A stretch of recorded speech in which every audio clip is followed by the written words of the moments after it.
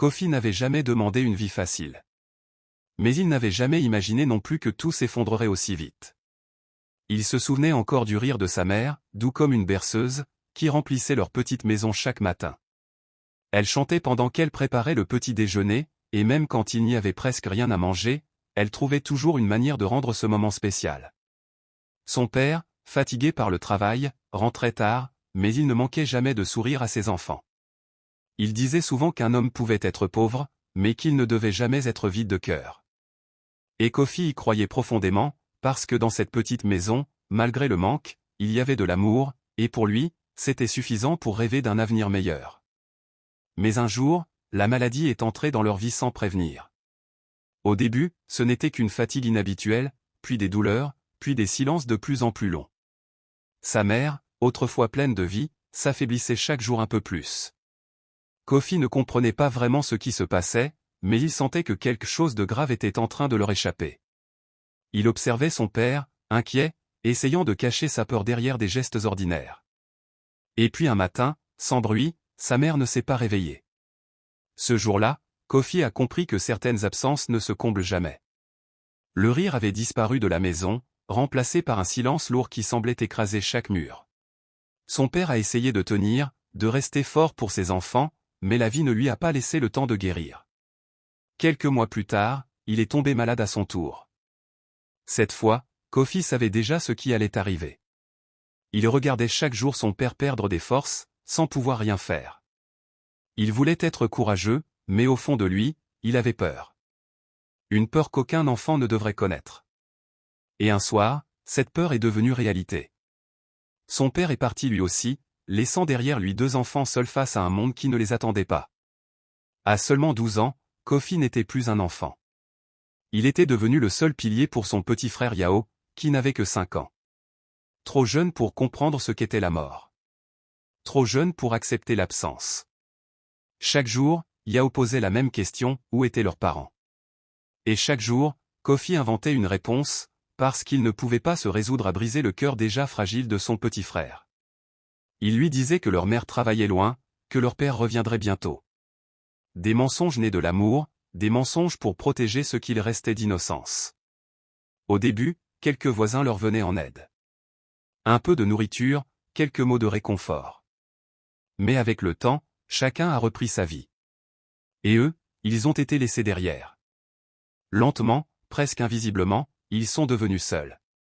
Kofi a compris qu'il ne pouvait plus compter sur personne.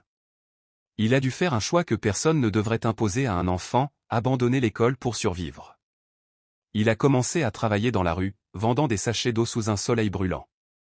Il marchait pendant des heures, appelant les passants, espérant quelques pièces.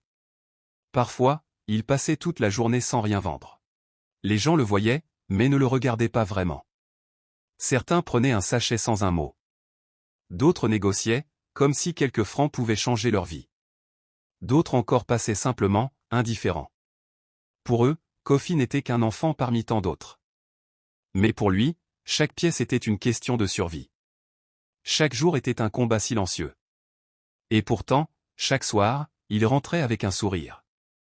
Un sourire qu'il fabriquait pour son frère. Même quand il n'avait presque rien, il faisait semblant d'être fort. Un soir en particulier, il n'avait réussi à obtenir qu'un petit morceau de pain. Il est rentré lentement, fatigué, le corps lourd, mais le cœur encore plus lourd. Yao l'attendait, les yeux remplis d'espoir. Quand il a vu le pain, son visage s'est illuminé. Kofi lui a tendu le morceau en souriant. Quand son frère lui a demandé s'il allait manger aussi, il a simplement répondu qu'il avait déjà mangé. C'était faux. Encore une fois. Yao a commencé à manger doucement, comme s'il voulait que ce moment dure le plus longtemps possible. Puis il s'est arrêté, proposant de partager. Mais Kofi a refusé. Il lui a dit qu'il devait grandir, qu'il avait besoin de manger.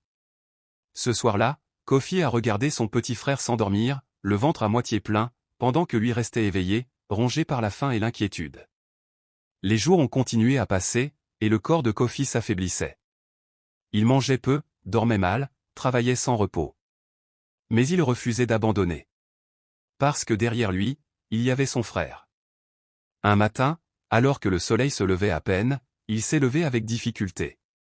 Sa tête tournait, ses jambes tremblaient, mais il a quand même pris ses sachets d'eau. Comme toujours, il est parti dans la rue, déterminé à tenir encore une journée de plus. Mais cette fois, c'était différent. Sa voix était faible. Son regard devenait flou. Il appelait les passants, mais presque personne ne l'entendait. Puis, sans prévenir, son corps a lâché. Il s'est effondré en plein milieu de la rue, entouré de gens qui continuaient à vivre comme si rien ne s'était passé. Certains se sont arrêtés quelques secondes. D'autres ont regardé de loin. Certains ont même sorti leur téléphone. Mais personne n'agissait. Personne, sauf une. Une femme s'est approchée. Elle ne l'a pas regardé comme un problème, ni comme un spectacle. Elle l'a regardé comme un enfant. Elle s'est précipitée vers lui, l'a soutenu, a appelé à l'aide. Elle a refusé de le laisser là. Grâce à elle, Kofi a été conduit à l'hôpital. Lorsqu'il a ouvert les yeux, il ne comprenait pas ce qui lui arrivait. Il était allongé, faible, perdu. La femme était assise à côté de lui.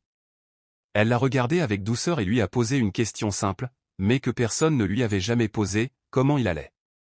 Kofi est resté silencieux. Parce qu'il ne savait pas répondre. Parce qu'il avait passé trop de temps à se battre pour les autres sans jamais penser à lui-même. Et dans ce silence, il y avait toute sa douleur, toute sa fatigue, toute sa vie.